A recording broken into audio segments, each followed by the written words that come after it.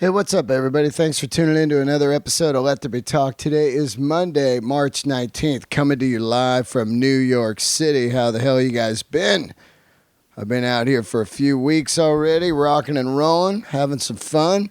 About to go into Eddie Trunk's show today on Sirius Radio, the Volume channel. If you're listening to this today, I will be on Eddie Trunk's show today. So that'll be cool. Also, I'll be at the Stand tonight doing two shows, 8 o'clock and 10 o'clock. Yeah, man, been good. Also this Wednesday, Nyack with the great Joey Diaz. Nyack, New York City. Nyack, what is that? Nyack Levity, I believe it is. Anyway, just blasting you with shows because I know some of you fools be skipping some intros. You're all dumb like that. Don't be doing that. All right, what's happening? Great guest today. This is a Handmade episode, man. And I take a spin out to one of the greatest museums I've ever been in called the Valley Relics Museum. And if you want to check them out on Instagram, do yourself a favor and go on there. Let me make sure I got this right for you guys so you can check it. They also got a great Facebook page, Valley Relics Museum. And what this is basically a one-stop shop of the coolest stuff from the 70s that were 70s, 50s, 60s, 70s, but a lot of 70s in there of stuff that was created or legendary with the San Fernando Valley. BMX, MALIBU Grand Prix, some cool movie memorabilia like Bad News Bears stuff, some country western memorabilia, nudie stuff, all kinds of amazing signs from old school fast food joints like Foster Freeze or Pioneer Chicken, old Jack in a Box stuff. This place is a gold mine of cool shit. And I went there and hung out for a couple hours, did the episode live in there, and I think you guys are going to enjoy this. And talk about a cool outside-the-box business. Valley Relics Museum just absolutely knocked me out. And even as I go through their Instagram right now, my jaw just drops, man. There's so much cool stuff in this place. So if you get a chance to see it, it's free. And they're only open on Saturdays in the Valley out in Chatsworth. So you're going to enjoy this episode a lot, man. It's a great conversation of everything. We go all over the board. Rock and roll, movies, Valley history. Like I said, everything. Country western. Great episode. So I hope you guys dig it. And yeah, man. Also, I wanted to say thanks to everybody that's been coming out to see me at the Stand here in New York. It's been pretty damn cool, you guys coming out, man. I cannot thank you enough. So cool. Also, big shout out to all the donators this week on Patreon. If you are on Patreon, one of my Patreon donators, I've got some special offers for you, and I post them up there on Patreon now with the Patreon app, so check it out. It's pretty damn cool. Some inside stuff like extra interviews and little secret stuff on the app. So if you are a donator on Patreon, patreon.com/Dean Del Rey. Shout out to Dan Enfinger. What's up, Dan Enfinger? Gregory Pellegrini.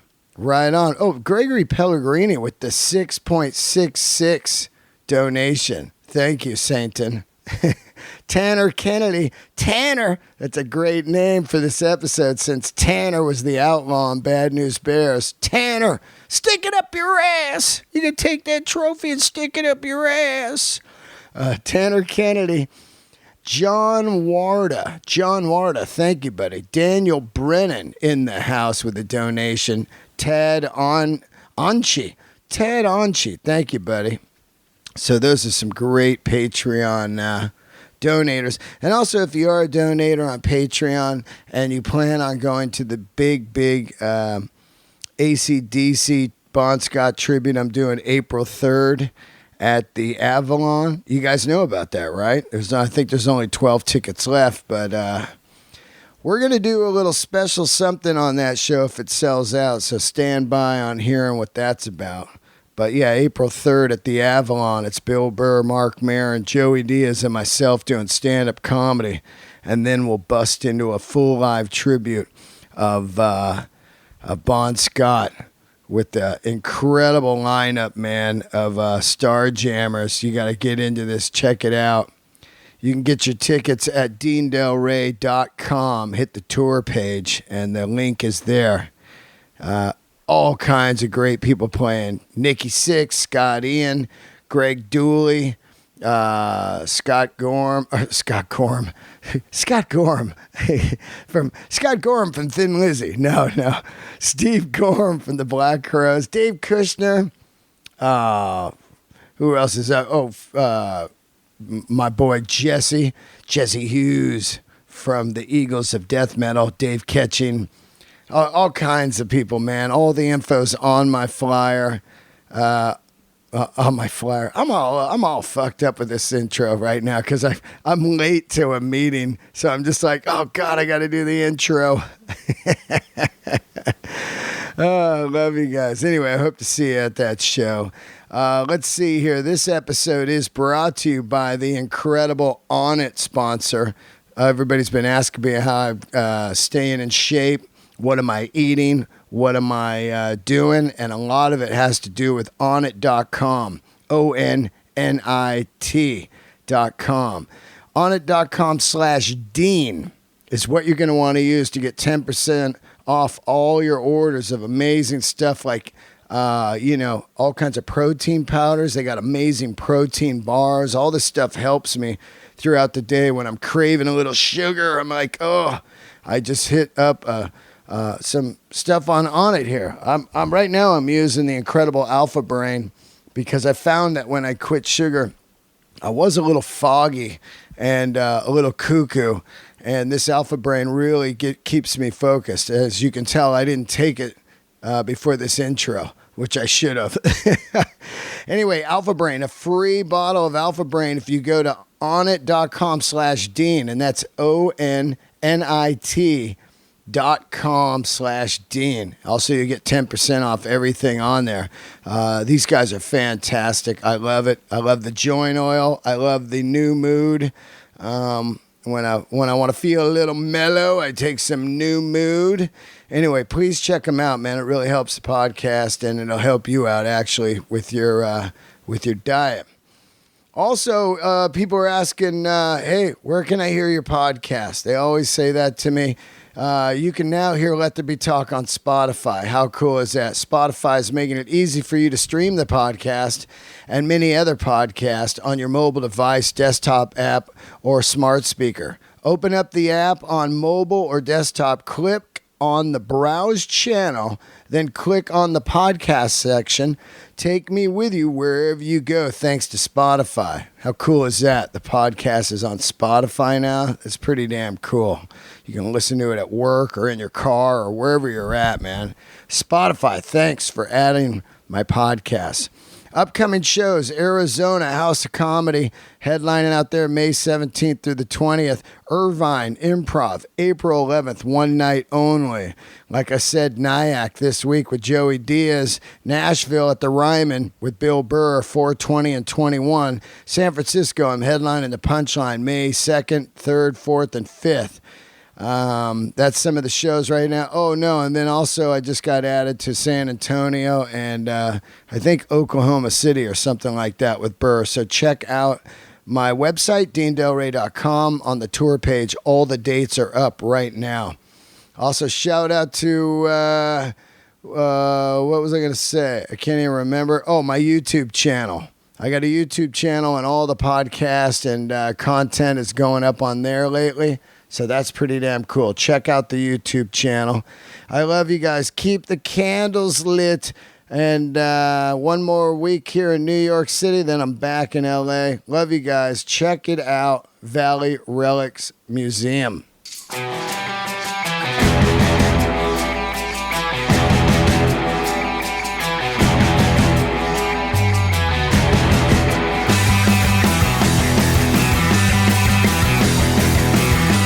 All right, thanks for tuning in to another episode. Today is going to be a handmade episode. I'm coming to you live from a place that has just fucking made my head spin. It's called the Valley Relic Museum, I believe. Yep, the Valley Relics Museum. Introduce yourself, my man. Yeah, my name is Tommy Gelinas. I'm the curator and founder of the Valley Relics Museum. This fucking place... At a time in my life right now, at 52, I think I don't need anything. I want to try to live without collecting. I've been collecting shit all my life. But now that I look at this, I think, okay, I would love to do a rock and roll thing in this kind of format, but only a tribute to one thing that I love, which is the Day on the Greens and the US Festival. Beautiful. You know what I mean? So a small little thing like this is extremely large and very inspirational. I came here thinking I was going to talk strictly BMX with you. I am a BMX bike freak. I grew up, I raced, I rode Panda, I rode Redline, I rode R&R. As I walked into your place, of course, Danny told me about it.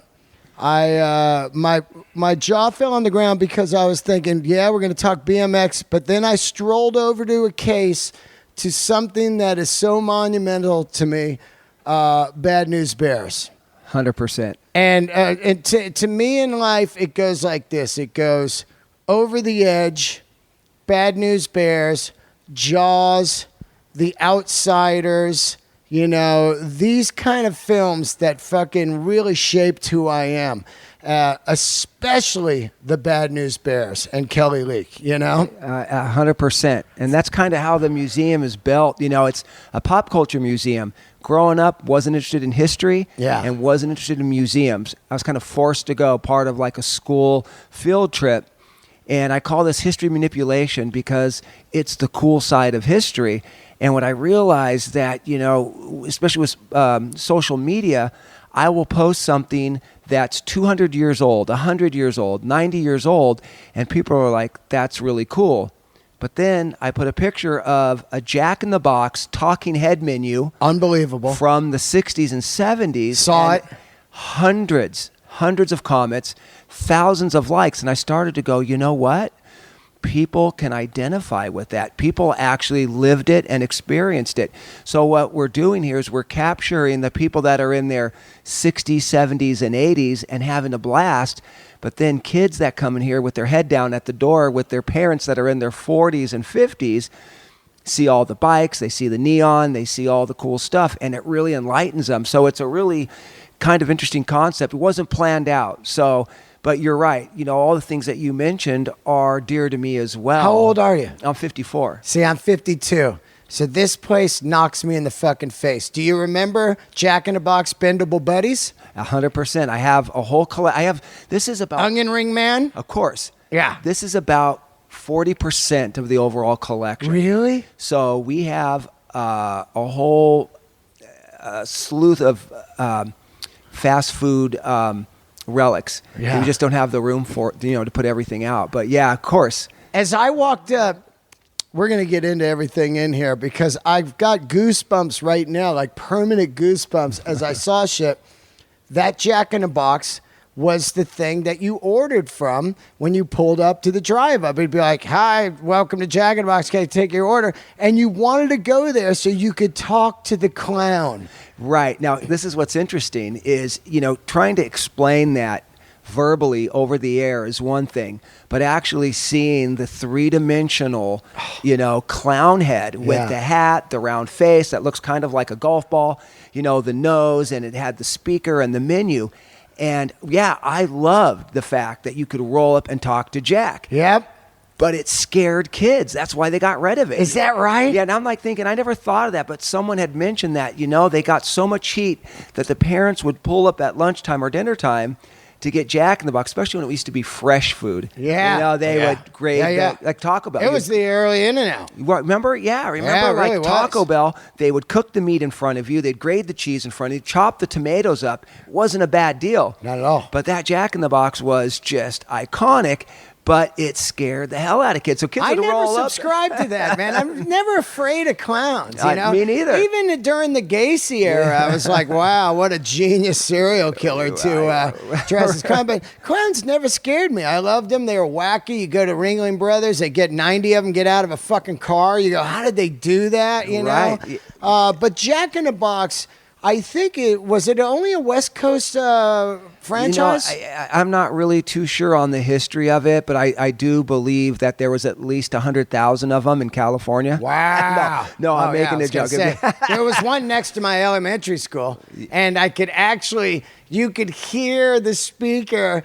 Like if the school windows were open, you could hear like, "Welcome to Jack in the Box. Gotta take your order on a warm day." Well, you had 7-Elevens that actually started carrying the original Pac-Man machines and the joust and stuff. So you had, in my neighborhood, you had Jack in the Box, and then right around like walking distance was the 7-Eleven. Right. But, two of my favorite things was three of the favorite things we tried besides the original 7-Eleven, the Jack in the Box, but the Taco Bell. Remember they had the enchilada and the Bell Beefer? Yeah. Oh, yeah. And then Jack in the Box had the bonus Jack. Yep, the bonus Jack and the breakfast Jack. Right. And so Frings, remember that? Yeah. Fries and onion rings. Frings. Yeah, Frings. Frings, dude.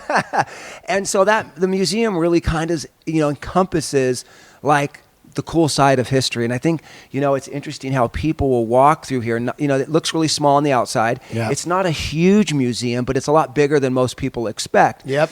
But it's got the neon. What I'm trying to get at is that everything that's in here is from the San Fernando Valley and the greater Los Angeles area. It knocks me out. And so you're really stepping back into time of, Southern California / LA / San Fernando Valley history. And what a lot of people don't realize is that, the Valley has taken the backseat in a lot of different aspects. It's taken a beating, I hate the Valley. Right. It's hilarious because I just moved out of the Valley last week and I posted a photo of the apartment. See a Valley, never again. But what the Valley does represent, you're right, is so much great, but not anymore. Right. So if you're sitting in the Valley now, you're like, I've lost. Unless you're a person that, is married with kids, then that's what it's great for. But back in the day, the Valley was definitely rock and roll. All the greatest records were made in the Valley, in these famous studios. You had FM station. And then early on, skateboarding and music and Tom Petty, down Ventura Boulevard, all that. Yeah, and I think that's kind of was the main purpose of the Valley Relics Museum. This was a very rural place. People don't know that Lucille Ball, Desi Arnaz were married in Canoga Park. Their ranch home was on Devonshire. Clark Gable's ranch was in Chatsworth. His ranch home was in Encino, Tarzana area, but Encino right there. You had Bing Crosby, Bob Hope, Bud Eakins, Steve McQueen, those dudes. Yeah, Johnny out here, Cash lived in Encino for many years. Wow. You had Marilyn Monroe went to Van Nuys, Robert Redford went to Van Nuys, John Elway out of Granada Hills. But check this out. We made 56 million Chevrolets out of Van Nuys. That was home of the Camaro and the Firebird from shit. Yeah, General Motors produced cars in Van Nuys from 1946 approximately to about 1997. Yeah, now it's a Home Depot, that area. Right, the plant. Yeah. Now Redline BMX bikes. Okay, Gary that's Little, what we're going to get into Chatsworth. Right. So check this out. So you had all the earliest tracks, all the BMX manufacturers in the Valley. Yeah. Then you had Marantz, Super Scope, I got Fisher, Marantz. Right? I got a 2275 right now. Infinity, Yep. Serwin Vega, JBL. Those were all made in the Valley. Also the speakers. Acoustic? No, the other one. Just sold them to my buddy. Roger Sound Lab, RSL. No. Oh, God. Serwin Vega, Infinity, JBL. Oh, it'll come to me. Fisher, Super Scope, Marantz, son of Ampzilla, which was a really huge power amp. Wow. But all this stuff, you had Rocketdyne, Boeing, Lockheed. Imagine. Also, you had that fucking amusement park where Busch Gardens there. Yeah, that was Busch Gardens. So that was Anheuser-Busch. Yeah. And then they had Busch Gardens, which was like basically a mini Disneyland or a mini Six Flags Magic Mountain. Originally just Magic Mountain. But you had the log ride, you have live entertainment. It was a all bird that sanctuary. shit in there. Yeah, your parents would go get drunk. Yep. And you then could drink. You're right. So parents would drink, and then the kids would run off and then they'd all drive home drunk, happy. Yeah. No seat belts. No seat belts. So Uncle Bob would smoke. Yeah. Right. In the car. No seat belts. Haul ass. Adjusting the 8-track. Yeah. Get home. Everyone drank out of the hose. Yeah. Oh yeah. Everybody drank out. So yeah. I ran on the slip and slide. Yeah. They encouraged smoking, that it was good for your health back in the day. But, the Valley, there were so many movies made here, from E.T., Bad News Bears. I'm not saying the entire movie, but right. The Key bulk parts. of movies were... Magnolia. Yeah, all those. The Lone Ranger, Nudie. Karate Kid. I mean, you can go on and on and on with the famous people that lived here, to the movies that were made here, to all the BMX bikes that were made here, to the cars that were made here. Where in the world that you could go, I don't care if it's Switzerland or New York, but this little place called the Valley, where you had, like I said, Bob Hope, Bing Crosby, Marilyn Monroe, Robert Redford, Clark Gable, Barbara Sandwick, the Marx Brothers, the Warner Brothers. I mean, the list goes on and on. It's insane, right? Of how many people lived like in this area. So the Valley's been stripped of its history. It's not what it used to be. The Kardashians ruined the Valley to me. That, and also Hidden Hills. Yeah. Hidden Hills and Calabasas have really ruined the flavor of the Valley. It became cheesy. Let's get some Ed Hardy, or right. Let's get in some Escalades, and it's just. That's what drives me crazy when people look up to the Kardashians as some heroes, and you're going like, this is disgusting, man. Like, well, I'm talking about, when we talk about it, man, the Valley, exactly what you're saying. What has come out of here has been completely stripped, and it's monumental. I mean, I think the 70s, film and everything else, skateboarding, BMX, motocross, all that kind of shit. Even amusement parks are starting to peak with these new coasters are coming in and stuff. It's all Valley stuff, man. It really is, and I got a lot of heat. I think that back in the day, being born and raised here, is that a lot of us were inventing that sport called BMX. And a good friend of mine, Ernie Alexander, he's 80 years old. He's the one that started BMX. He's the one that BMX, look at jumping bicycles, riding wheelies have been around since the day that the bike was invented. But as far as making it what it is today as an Olympic sport, not so much as what it is today. I'm not really a big fan of current BMX, in the sense that you're using a wood, track, and it's just a bunch of whoop-de-doos. But the point is that all the early tracks were here, all the early manufacturers were here. Matter of fact, we're doing a BMX NBA weekend. So it's an NBA that's coming up May 19th. I was part of the NBA, National Bike Association. So that's Ernie Alexander. He started that. Wow. And he's going to be there. Stu Thompson, Harry Leary, Dave Clinton, all those guys were here last year at the Valley Relics Museum. May 19th, we're going to be doing it at California Car Cover in Chatsworth. The BMX Society, Steve Brothers, that runs that site, which is a magnificent site for history. If you want to build a bike, know about your bike, it's all research and information. He's actually going to be doing the bike show this year for the Valley Relics Museum and the NBA. I'm going to be in New York. And I'm so pissed because I've been looking for about 5 years for a GJS, the A-frame first generation, where both gusset tubes are the same size, or preferably orange. A lot of that stuff shows up at the vintage swap meets. Well, you know what? We'll look for you. Yeah. We'll put it on the parts list. Let's get a little bit into, let's talk some BMX, because it was such a huge, huge part of my life. BMX and Little League.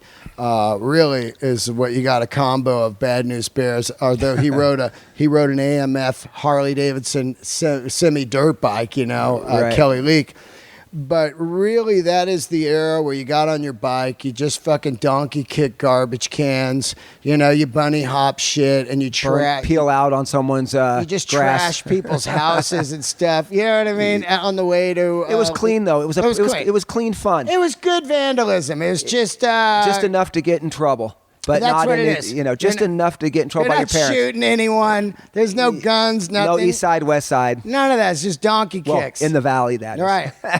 But what, have you ever, of course, Redline was made out here, and the first one I had was the Squareback. Yep, that And- was Northridge, which is kitty corner to Chatsworth. So they started out in Northridge. And who was the guy? Redline was Mike Connolly and Caston. Right. And, they Is it part of the Redline oil and all that, Well- and the motorcycle frames and everything? You had Champion and Redline. And Redline started off, of course, as track bikes. Right. So they were making the frames and the swing arms. And then later on, Redline, the owners of Redline, bought Champion. Right, because I looked at that Champion in your case, and it was one I'd never seen. The back half was a Squareback Redline. And it's a steel. It's a mild steel frame. It's fucking insane. Now, So the guy that actually did the tube cutting for Mike Connolly, which owns Champion Cranes currently today. Oh, you can get that now? And no, so that actually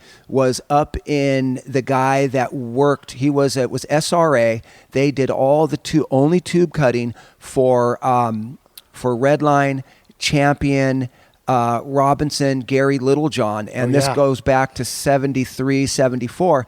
So this bike frame was more of a template. So it was just made to show you, well, it was actually like their prototype, right, and then used as a template to cross-check production. So that is actually like one of the very first frames, one of the oldest frames. And then from that came, how they started making more of the a lighter weight frames, aluminum frames, whatever. It was nickel for a while, then they go to chromoly, and of course G-Boy's aluminum and Race Inc. is aluminum. That's right. And those things start just breaking like crazy now, But those are the grandfathers of, Those are the fucking frames. But Redline, Champion, Gary Littlejohn, Mongoose, Scorpion, R&R, Westco, White Lightning, Robinson. Those were all from here. Yeah, man. Robinson, and then you had these companies that weirdly changed names too, like Pedal Power. Was Powerlight, the same kind of thing, and then R&R, Centurion. I had the R&R Superlight, which is one of the weirdest frames ever. R&R is like your frame's way low to the ground. Yeah, we do have one here. I saw that one, the Centurion. I have two. I have two. There's probably 200 bikes in the collection. Really? And then this is just a small part. Wow. So I alternate them. I usually keep the Valley made bikes here. Yeah. And then unless it's, someone that was from here that raced, because we produced a lot of racers. So people like Cook Brothers and Orange County, Santa Ana companies, NorCal companies like A&A, what they did is they came here and recruited because we were basically breeding them here. Yeah. And back then, you're not thinking, well, I'm from the Valley, I live in the Valley, so I have to ride a Valley bike. You're not even thinking that. Not at all. So that wasn't really... When I was riding, I didn't even realize that they were all made in L.A. Right. Once Cook Brothers comes out, I start riding Cook Brothers, and what's amazing was they were double the price of every frame. And all of a sudden, it was known as the rich guy's bike. That's correct. And we were dirt poor, right, boy? You kept your fucking eye on that bike, man. It would get stolen in a minute. But they were lighter. They were stronger. Like JMC, such a great bike, but they all cracked. Yeah, JMC was amazing with the weird fluted tube, and of course, it's always interesting how it's so highly collectible. Yeah. But like everyone you try to find has been repaired, and it's rare that you see one that's in. I just had a mint black Shadow. I had a whole collection up till about, 7 years ago. And I lived in a 1-bedroom apartment, and they were the whole living room was full of these things. I was a nut job for them, and then I eventually sold them all. Yeah, it's interesting how girls come up and they go, what's up with the boy bikes? Yeah. And also, I just didn't want to ride them anymore. They was just so valuable and so small, But now I think it would be good just to have the one GJS, you know. And once you have your mind stuck on the one you want, then you're good to go. Because I just had a living room full of these things, you know. Yeah, that's kind of what happened with me with collecting over. You know, I've been collecting local history for about 17 years. BMX, a lot of the bikes that I have, the focus was stuff that we call Cali bikes. Yeah. And then the Cali bikes, so I try to stay within stuff that's made locally and then focusing on the Valley made bikes. But same thing, as I started collecting, I'm like, oh yeah, Patterson. Yeah. You know, and then, oh yeah, JMC. So the collection kind of grew, and then I had to like downsize it a little bit to have more of a focus of the grandfathers of BMX, so bikes that were made in like 74, 75, more production driven, but early grandfather bikes, and then up into around 83, let's say, somewhere in there. Yeah, to me it ends right around 80, right when I become a freshman in high school. Yeah, just like the Pattersons and JMCs, there's a few that like linger a little bit past that 80s, 82, 83. Yeah. But I believe that the Pattersons were starting to be made by 83 by GT. Yeah. For example. So, you know, keeping that focus on BMX. And people were changing too. Like GJS all of a sudden had the freestyle bike. You know what I mean? Yeah. And they did the sport, big tube. Yeah, the sport was starting to die down. Totally. So what they were doing is taking the BMX bikes and trying to figure out a way to revive it. Yep. And so basically. And it did, man, with freestyle. It brought it back. That shit was around, man. It's still around. What did you race? Because you know, did you ever race at Saddleback or anything? So, for me, being born and raised in the Valley, is that, you know, like I said, this was a very rural place. It was a lot of farms. It was a lot of ranch homes. So we had a lot of fields. So I grew up racing down a place called Plummer Hill, which was behind Holmes Junior High. Right. And then behind Sepulveda Junior High was a place called the Ups and Downs. There was another place called the Ups and Downs, but right behind Sepulveda Junior High. Then below the Odyssey Restaurant. Then the Teen Center track, Devonshire Downs track, Chatsworth South, and Yarnell were all pro tracks that Ernie, the founder of the NBA, actually raced on. I and our crew were on those tracks 24/7. We kind of, with the racing thing, we kind of, as Valley kids, kind of look back at a lot of that, and it was like the entire Valley was our backyard. By the time I was 13, I was up at Indian Dunes and Ascot and all, you know, racing motocross. And and then the bike became almost a secondary, mainly as my transportation. That's how I scored a sack of weed. That's how that's how I went and saw Molly or Linda, you know? Yeah. So, and the bike went just to the drive-in on them. Yeah. So remember that? That's right. So it was one of those things where, you know, I would like to tell you that I raced. Yeah. But I just rode BMX my whole life. I grew up on that stuff. Yeah. And I got to tell you something. It was probably the first drug, you know, and first love, because if in doubt or any type of anything like let down in my life, I didn't get this for Christmas. I didn't get that for my birthday. Yep. You know, girl didn't want to have anything to do with me at a young age. I could get on that bike and ride and just be free. Yeah. You know, and I could always find someone that wanted to ride. And it was It's so true. You know, it's like Over the Edge, that movie. You get on your bike and you're like, fuck all you. I don't need you. Yeah, and you know, but keep in mind, I'm 54. Yeah. And, you know, right when I started to get into motorcycle racing and snow skiing. Roger DeCoster, Bob Hanna, Marty Smith, Marty Tripes, Hurricane Hannah, all those guys. Hurricane Hannah. But, you know, right as I started to kind of get out of the riding the bicycle like an everyday as a sport, I just started to see the first redline forks come onto the market. Wow. I would see a Stingray, still with the banana seat, you know, with the big crossbars that we had welded on. Yep. The grips, they didn't make them for bikes yet, so you had to use tape on one side because they were motorcycle grips. Yeah. So one side fit, and then the throttle was too big. You so put you the tape on it. Right, and it would twist around. But I saw the redline forks, tubular forks. I saw nothing like it. And the kid's like, oh, yeah, we paid, you know, $27. And that's what a Huffy Thunder Road cost at Builder's Emporium was, you know, $27. My parents weren't going to buy a pair of forks for $27 when you buy a whole bike for $39. I'd get that paper route, and I would work all year, fucking paper route. And then we'd go to this place in Santa Cruz called Wes's BMX. And it was just some dude and his family owned this ultimate high-end BMX store. And you'd go in there and they'd have the GJSs. They would have the fucking Phil Wood hubs. They'd have the bullseye bottom brackets. All the good stuff. All the good shit, dude. And you would get your bike put together and you'd be ready to race. And I was NorCal, you know, so it was NBA NorCal. So you had McLaren Park, which is one of the scariest BMX tracks in the world, man. Straight down, looking over the Cow Palace. You had Vallejo. You had Santa Rosa. You know, all these tracks all over. Sacramento, the Delta. And then everybody raced, and then the finale was at Saddleback in L.A. 100%. You know? And it was one of the biggest Saddleback Grand Nationals ever, you know? Absolutely. It was like right after that stuff that's on Joe Kidd and the Stingray, that Yamaha shit that was at the LA Coliseum, you know? Did you watch Joe Kidd on Stingray? Yeah, what a great flick. What a great flick, man. And you know what's interesting about collecting is that since I grew up riding BMX bikes and I watched that whole sport like right from the beginning, you know, just me riding a Stingray converted. You know, you cut down the seat posts, you tuck them underneath, you know, you put on the girl bars, you know, because they were shorter, you weld the bar on that. A lot of the stuff that the manufacturers came from the homemade jobs that we made here in the Valley.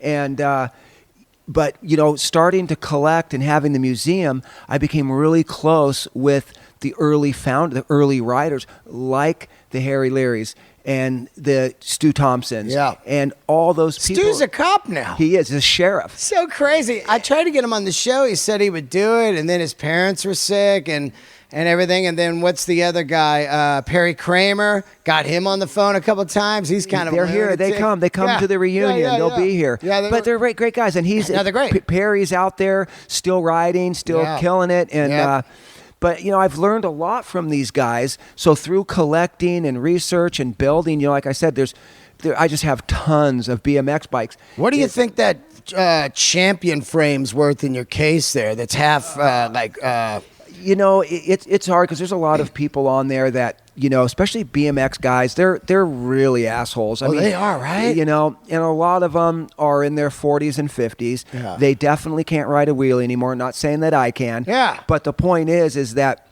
you know, a lot of them are looking in retrospect because when we built bikes, we used whatever we could. A lot of my friends that did race and got sponsored, they rode what they needed to ride as part of their sponsorship. So looking back, I can go, well, you know, a Cook Brothers this and a Rhea this, you know, and Phil Wood this and, you know, Pro Neck this. And I can tell you that, you know, this is how a bike should be built. Yeah. And to some degree, some of those bikes were built that way. But a lot of us it was a mishmash of whatever we could get and whatever didn't break. And, you know, we got those 3-piece cranks and we would fuck those things up. Yeah. So we would go back to the single piece for racing because they were more durable. I would go Dura Ace. And then if you could really be a baller, you'd get Campanola. Yeah. You know, like Campanola cranks, you know. Absolutely. Some Italy shit, you know. Yep. Something taken off a Bianchi. Yeah. You know? And that stuff today, you know, so you'll see something like a frame like that where, you know, to me, all this stuff is priceless, you know, because there's not too many of it. You know, I know some collectors, most of those collectors would go, you see that guy on eBay? He's ridiculous. He's trying to get $2,000 for a JMC frame. Yeah. And I go, I know, it's ridiculous how much that stuff's worth. He goes, well, anyways, I'm here to sell you something. And I go, oh, what do you got? I got an original frame, this. I'm, what do you want? He goes, I want $6,000 for it. Yeah. Yeah. You know, so they're kind of like... Well, they think you're a museum and, you know, he's got big, deep pockets. But yeah, people are crazy. And here's the thing about that. Once all of us die, millennials don't give a fuck about this vintage BMX stuff. They don't give a fuck. That's why a museum, if a museum can stick around long enough to hit a point where they're breaking even with an endowment and with a good, strong board, you know, it's not the size of the museum, what I realized, you know, and it's not so much what the subject is not. In other words, there was a guy that spent millions of dollars in some Midwest town, up in the hills, not too far away from a busy town, and he made a farming equipment museum. Right. Put a lot of money, and no one showed up because the subject was terrible. Right. Now, I'm not saying it's not cool, but, you know, you just couldn't get anyone of any age up to look at farming equipment. But it was like a certain type of farming equipment. So the point is, you can take a smaller setting of items that are more interesting. Yeah. And like the Death Museum, the Murder Museum, the Ice Cream Museum. Yep. So a lot of those guys do well, not only through marketing, but it's engaging. Well, and so we're what I'm trying to get at is you're right, and a lot of the matter of fact, people come in here and they go, I'm in my 70s. I have all the stuff that I've saved. It's family photos from the 1800s of the Valley. I have antiques, artifacts, signs, and things. And you know what? I try to give them to my kids, and they don't. And their kids are in their 40s and 50s, and they're like, "No, Mom and Dad, I don't want this crap. We don't have the room for it." Yeah. And they're saying, "Our grandkids don't want it. Our kids don't want it. I'm so glad you're here because now we found a home for it." But it's a shame that a lot of the millennials and some of people in our age, I think when you get into your 40s and 50s, you start to have a different appreciation for it. Museums are coming back due to the subject matter. Yeah. But you're right. Well, it's passion, man. I think that the computer has really taken away passion. And not to sound like some old man or whatever, right. But what I'm saying is if you're somebody that grew up without a computer, you were out doing something. If it was skateboarding or if it was going to a movie theater, actually with your friends, waiting in line for an hour and a half to see Jaws or sleep all night in a cold line to get a ticket to see Kiss or get up at 4 a.m. to drive to a BMX track, you become passionate about something. And with the computer and the click and move on era, there's not a lot of passion. No. And when I walk into this place, it was making the hair on my arm stand up. One of the things I saw, you. and as I look at stuff, I go, boom, wow, what happened? One of them, Malibu Grand Prix. Let's talk about it. You actually have a Malibu car over there. Yep. And you have like a Malibu-looking employee. He's wearing the jacket and all that. At one point, there was go-kart tracks all over America with these shitty little homemade go-karts. And then somebody decides to open these high-end joints. You got to be 16. You got to have a car license to drive.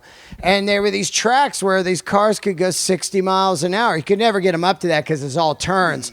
But it was rad as fuck. And man, these things were humongous for a while. Yeah, so some more Valley trivia is that Malibu Grand Prix was, Malibu Grand Prix Incorporated started in Woodland Hills, California, down the street. Wow, no shit. First track? Oh, yeah. And the first track opened in Northridge, but they had a testing track in the back of their warehouse in Woodland Hills. And the owner was from Malibu. Wow. So he called it Malibu Grand Prix. And the corporation was started in Woodland Hills. And they came out in the 70, I want to say 76, 77, right around that time.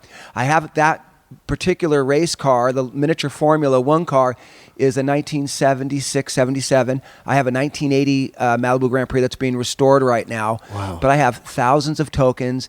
They were a Malibu Grand Prix license that you got from Malibu Grand Prix. I got 3 of them. Right. I got all 3. So all 3. And one of them, I'm shit-faced in it. And if you look at it, because they used to be next to Oakland Coliseum. If you search Malibu Grand Prix license, there's on Google is Michael Jackson. Really? Yeah, so one of the first ones, Michael Jackson Malibu Grand Prix license. Wow. So yeah, everyone, it's funny because people have donated them here. Yeah, I got 3 of them. Dude. And I just took pictures of them recently, all 3, in all different eras of me, you know what I mean? Now what was a lot better than Malibu Grand Prix, just Malibu Grand Prix by itself, was a Quaalude and Malibu Grand Prix. Oh man, well I would be boozed up from these concerts at Oakland Coliseum, and Malibu would be open late, so you go see Van Halen. And then you go in there and be no breathalyzer or anything. Right? Yeah, just gassed up. You go, let me get 6 laps. So what they did is they the way they started that car.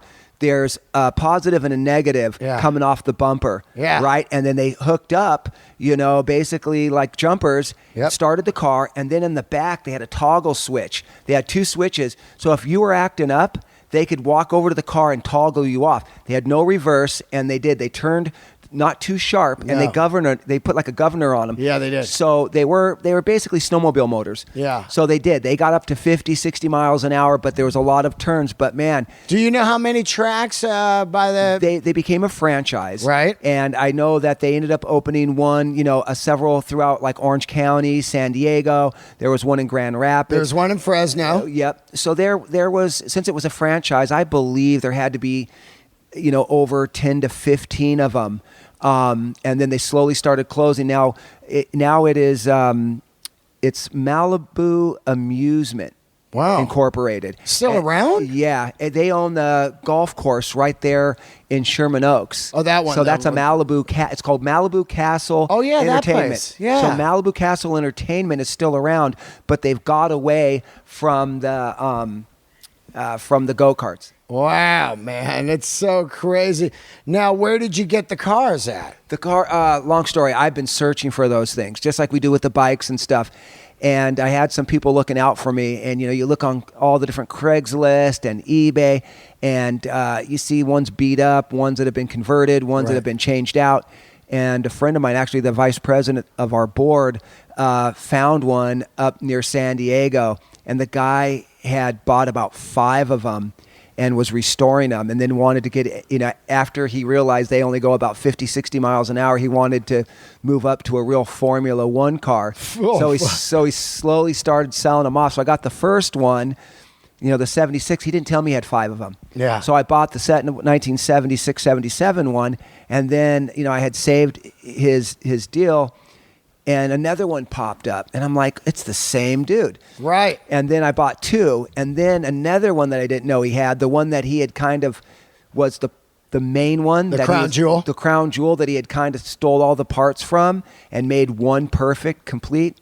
He put it on eBay, and I won the auction at $2,000. Yeah. And he got so pissed that I had 3 of his cars that he had paid a lot of money just to get them from wherever, the shipping and the restoring and all that stuff, that he actually wouldn't ship me the car. Really? Yeah, I was like, I just left it alone. He's like, man, I was really upset. I put it up there not thinking.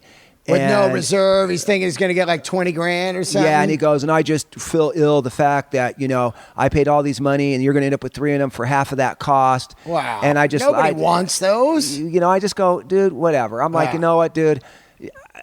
Normally I would just leave you a negative result because I hate people that leave negative results no matter what. Yeah. So no. But anyway, that's my Malibu Grand Prix story. But that's another local company right out of the valley. That's incredible. Let's get into a little bit of the bad news bear. So as I walked around in here, like I said, everything was knocking me out. And then I get to this fucking case that's to the left of us here. Of course, I saw the uniform over on the other side. But as I get to here, we're talking about one of the stars of the movie, Toby. And you've got his uniform. So you've got his script. You've got stuff from the actual dugout and all that shit. Where did this come from? And unbelievable. Crazy, right? Yeah. So that was a Danny boy from House of Pain, the Cocodostra hookup. So he became friends with David, Toby. That's the actor's name? And I believe, and David, forgive me, if for any reason you were ever to hear, I think it's Stromoff. That's his last name? Yep. And so Danny said, hey, you should do a deal where you do a meet and greet at the museum. It was filmed at Mason Park right down the street. Right down the street? Yes. Wow. And so when I talked to David over the phone, he says, you know what? When I was in that movie, my mom went up to the producer and the directors and anyone that was anything to do with that movie and said, hey, and she was collecting photos and already. Right, she was collecting everything. Yeah. She was so excited that her son was in this movie. Of course. I'd be the same way if I was in the movie. Right? I'm like that. Like, I'm in one movie. I'm in a bunch of movies, but the first one I was in, I grabbed everything, Right. So the mom's like, hey, what are you going to do with, like these, props and this and that? They're like, why? Yeah. And she's like, well, my son's in it. I just want to keep. So she made a deal and ended up getting everything from the Tommy Martindale, signs to the home team to the scripts and photos and outfits. And so the mom saved that. And as David grew up and moved on, you know, he became like a pastor and did a lot of good with getting the churches to accept gays into the church and things like that. That's amazing. Is he gay? I know he's married. Right. And so, but he really fought for like... That's awesome. Yeah, cancer victims and gay people and human rights in the church. And has done really great work. Recently moved out to New York. But he says, you know, Tommy, it's like... I came here and I see the place. My mom got all this stuff. It's been in storage for years and years. And, you know, the movie was filmed here and people are enjoying it. And he goes, you know, it's just hiding underneath, you know, and, you know, my mom had it in her garage, you know, and he's got to be in his like late 40s or early 50s, right. Probably early 50s. And he's like, it belongs here. And, you know, I'm going to give it to you like permanently as long as you keep the museum open, as long as you keep doing what you're doing. He goes, I might ask for my jersey back, but I doubt it. Right. I moved to New York. I really don't have the room, but it belongs here. Unbelievable. And so, you know, and those are the thinkers. Those are the people that can foresee the future. It's kind of like when I was a kid, you know, I saved that little box of gems, you know, of the little things that my grandpa gave me. $6 million man. Right. My Evil Knievel's. Everything else kind of went away, but I always saved that one box. It's slowly depleted, but I saved that one box through all those years. That's what Mom did with all the props, and Danny Boy hooked that up. And that when you look at that jersey, it's like a punch in the face if you're our age. And that movie was so iconic and so outlaw. Yeah. I mean, to see kids as real kids, because kids were always portrayed like Brady Bunch and stuff. But the second parents weren't around, they're like, fuck you, asshole. Fuck it, you know, smoking cigarettes, trying booze and weed, and going to the arcade and robbing the arcade or doing whatever they could. Putting your hand up in the Coke machine trying to get that Coke. Always, pull the fucking Coke machine down. You know, I used to do this thing called the penny trick where you could put the penny on the bottom in the coin slot and flick it up and you could get games. Right. People were mind blown by that stuff. Yeah, or you can shave you take a nickel, I think, or a quarter. You know, it's a nickel, and if you shave it down with your foot, scrape it against both sides. Yeah. For some reason, by taking the edge off the machine, the arcade machines couldn't recognize it, so it actually mimicked it as a quarter, a nickel. Yeah. So we would shave down the side, just put it on the ground, take your shoe, and rub it back and forth. Just scrape both sides, and you know we'd put 5 nickels in there and have 5 games versus, you know. That's how you got good at Pac-Man and Asteroids and Space Invaders, you know, and all that because... Well, my parents knew back then, you know, you want $5 for what? I'm not giving you $5 to throw away. Yeah. Like, it's not happening. You're not getting $5 to throw away. So you had to get really good and make that quarter last or shave down nickels. Yeah. Or slugs. It's amazing, slugs. It's amazing. Slugs. Think about slugs for a second. Slugs. Like, they invented that for kids. Like, that's the best thing next to marbles. Like, who in the fuck would figure that a slug would actually work in a parking meter and an arcade game? It's crazy. But that's the kind of stuff that Bad News Bears really showed, you know, and it showed that kids were they were learning to survive, man. But it made it was just more realistic. Yeah, you know, it wasn't so candy coated. But to see that jersey right there with amazing. The little bear logo on the hat, crazy, right? And U.S. bail bonds or whatever their sponsor was, Chico's bail bonds. Chico's bail bonds. You know, you look at that shit, man, and it's just so unbelievable. That film, I never even saw the repop. Me neither. So the guy Shane Butterworth played in the TV series. Right. And so he was a young child actor. He saw this and says, you know, I was in the TV series. And, you know, everyone knows that this is the OG original one. But he goes, I'd like to donate that. And, you know, the one thing I realized that here, when you come to the museum, you see the Palomino sign from 1949. Saw that. Where every country western act had played and got their start. That's like Bonnie Raitt. Yeah. You know, Linda Ronstadt, Stevie the Flying Ray Burritos. played there. Yeah. The Flying Burritos brothers got their start there. That was the country western music hub from the 50s. Is that still open? No, closed. When did it close? Closed many years ago. That's been closed since like 90, I want to say about 95 94, 95, Right. maybe 97.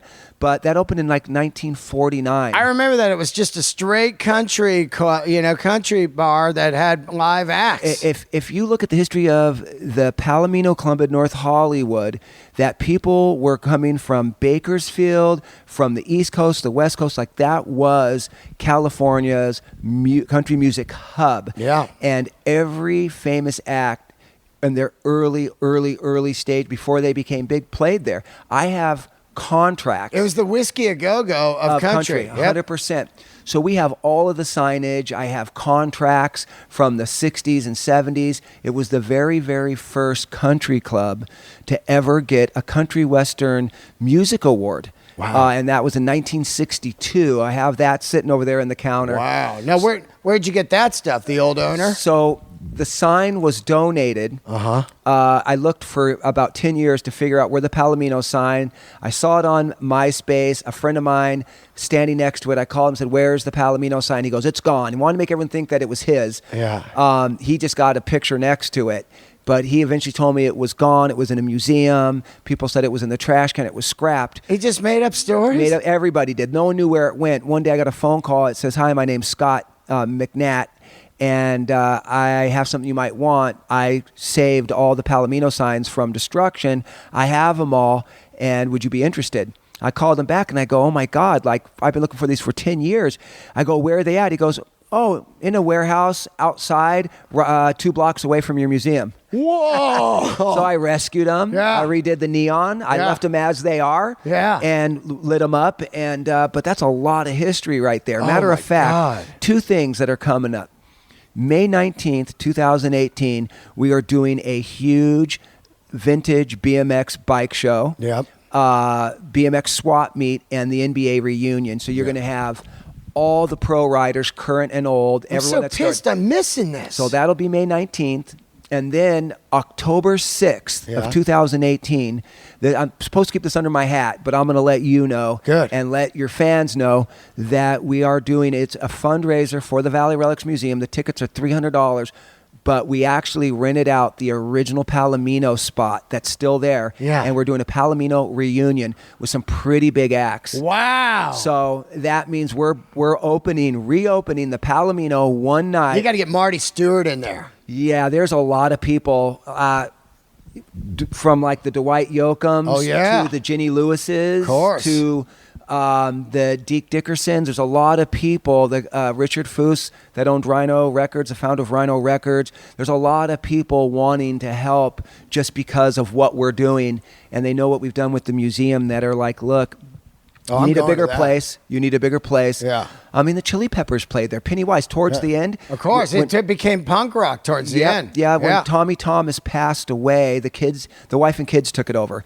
And they started bringing in some really big, relevant, more, bigger acts like the Chili Peppers. Right. And the Pennywises and stuff like that. Unfortunately, it only held 290 people.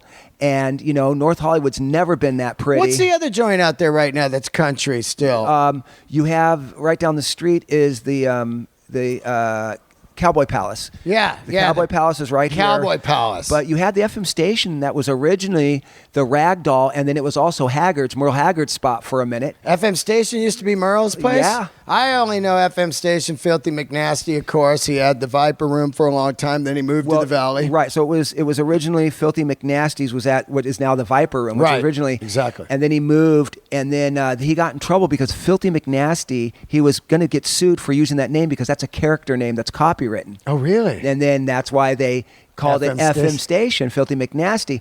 So when you say that, people are, there's an FM station? Like there's a radio station in the Valley? Yeah. I played there. Yeah, nice. I played there, yeah. I mean, what band? It was an early band of mine. Which band did play there? I think it was AKA. That's so long ago. Speaking of that, so a new friend of mine that we just had the same conversation. He used to race BMX. He just donated a bunch of trophies. He raced when he was 10. Oh, wow. Kevin Starr from the Zeros. Wow. Now, he played later on the my drummer. boy's Danny. Yeah. Danny Dangerous. He's the sound man at the store. And he was the bass player in the Zeros. Right. And now Kevin Starr races side hacks for Jay Leno. Side hacks.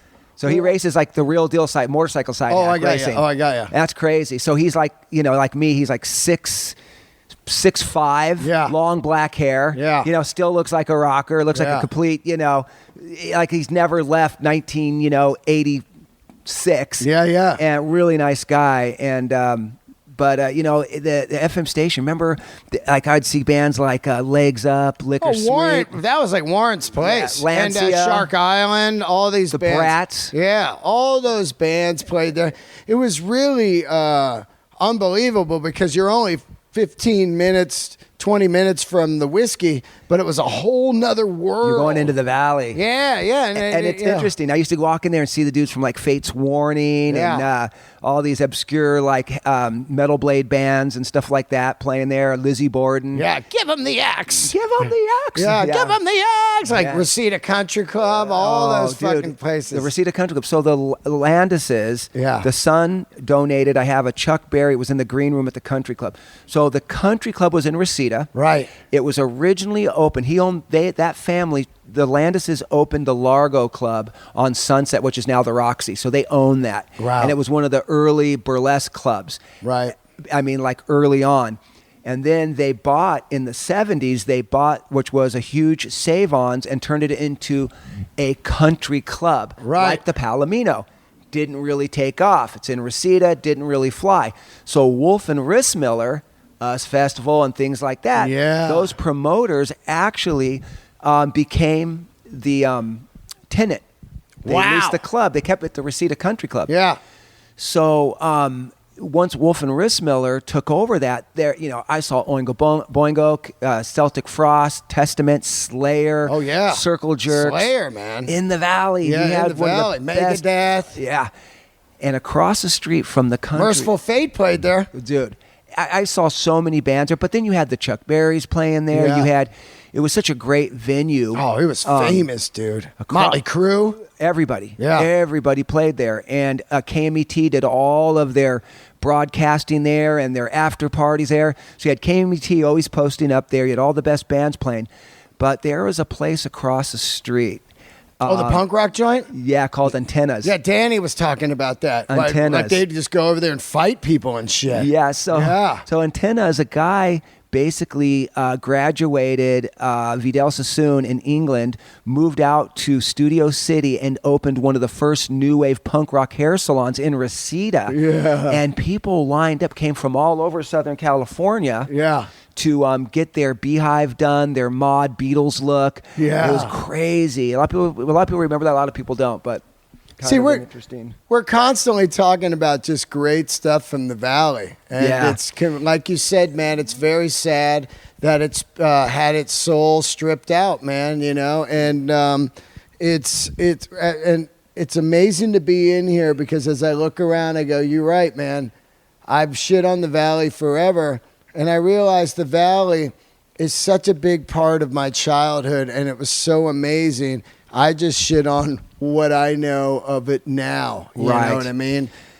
Extreme heat, no soul, a lot of bad McMansions, and all that horribleness. But it really, really is an amazing place in Los Angeles, and it's as bad as I think it is. I still think it's way better than Orange County. Well, you're right, and I think what has happened is over the years they came up with what they called neighborhood councils, and the neighborhood councils before the little communities like Panorama City actually. Panorama City is so bad crime-wise, but we had the Broadway, Robinsons, Orbach's. We had a lot of stuff cruising Van Nuys Boulevard. But what happened over the years, the communities did not know how, depending on what council member took over, they didn't know how to go about getting money and certain things for the individual communities. And places like Burbank and San Fernando early on disassociated themselves by becoming their own community. Yeah, right. And we didn't do that, our little communities. So we're the hand that feeds LA. Our revenue is so large. Now keep in mind, for Los Angeles, the mission isn't in LA. Right. It's in the Valley. Right. And Mulholland brought the water to the Valley, which feeds LA, which is in the Valley. But what happens is the revenue is so high that they refuse to divorce us. Yeah. Because they need it. They hell need us. But what has happened is the neighborhood councils now are going in, and the council members are learning how to fight to get our communities. You know, they're working on the homeless issue. They're creating new laws. So the McMansions, that there's certain laws in places. So what they're trying to do is now kind of, since it's been stripped and it's been neglected, now you see a little bit of more of those Grove type place, opening up. They're starting to build better communities. And I look at it like a crust. Like when you go to like Studio City or Tarzana or Encino or Woodland Hills, and then obviously Chatsworth is all still very cowboy western along the rocks. Yeah, I love that. You know, and then you go to Porter Ranch, gas leak, whatever. Oh yeah. But those houses, you know, they're nicer communities regardless. They made it look nice. So you kind of look at the crust of the valley. It's all that stuff in between, like Van Nuys and Reseda, has really been dilapidated. But now they're getting funding, like NoHo Arts District. All of a sudden now it's got a nightlife. They got clubs. They got shopping. Great there, man. So the valley finally has put so much pressure on LA to like, look, we need a divorce or start giving the money that, see, like they're paying revenue, but we're supposed to get that also given back, kind of like we do with taxes. We pay taxes, and at the end of the year we get some of that back. So now we're fighting for it. So they're trying to heal the valley. It's going to be a process. It's going to take a while. They're putting transportation back in the valley, like the Orange Line. You know, they want to put the trolley back up Van Nuys. They're starting to keep an eye on some of the little historic buildings that are left. So I'm glad that they're finally doing something about it. I moved up into a little unincorporated part of LA called Stevenson Ranch. Oh yeah. So I'm up in the hills, and there's lots. Is that the Manson area? That's Porter Ranch. Oh, gotcha. Porter Ranch. I'm away from the gas leak. I'm up going more towards Valencia. Yeah. What now let's get into it. I want to wind it down here. You're only open on Saturdays. So it's free every Saturday. It's free? Yeah, so every Saturday we're here from 10 to 3. It's free and it's fun for the whole family. We do a lot of events throughout the year, and how we keep the doors open. A lot of major clothing brands do their photo shoots here. Oh, no shit. And they're doing a lot of that. And in the back there's a whole big area where we've done punk rock shows, art shows, food trucks. Wow. A lot of people rent this out for their 50th birthday parties, 60th birthday parties. So that big back door opens up. The $400,000 Nudie mobile, we pull that out. All the arcades are free Nudie play. mobile? Yeah. Oh. So Nudie was the famous rodeo tailor. The country suit. He's the one that did Elvis I just met his assistant. He's still going. That's probably Manuel. That's him. Worked underneath Nudie. I just met him in Vegas at the Marty Stewart show. Probably, yes. Yeah, and he's still making clothes, man. Yep. So Nudie passed away. Yeah. We have a lot of his store artifacts that were in North Hollywood.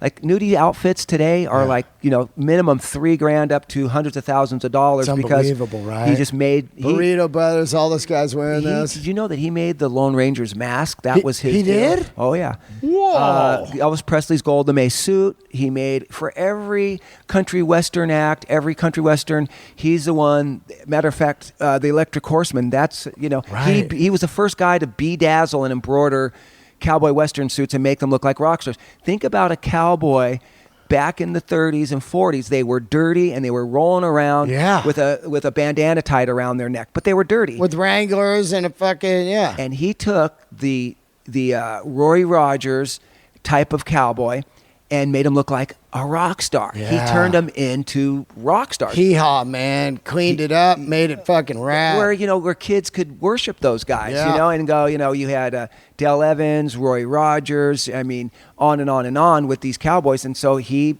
bedazzled them. That's amazing, man. And so what, the Nudie Mobile is the car? Yeah, so that car's, I believe, a 64...